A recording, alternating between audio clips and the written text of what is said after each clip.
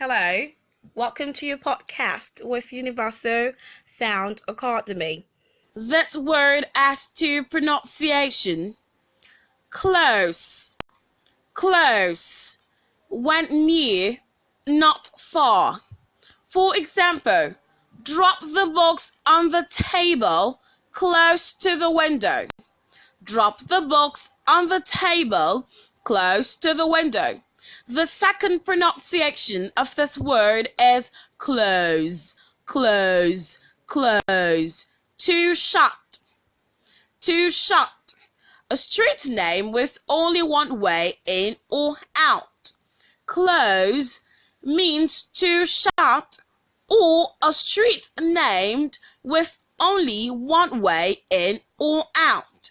For example, please close the door when you go in. For example, please close the door when you go in. Another example using close is that is the old woman's house. It's in that close. The old woman's house is in that close. So you know this word has two pronunciation: close and close. Close and close.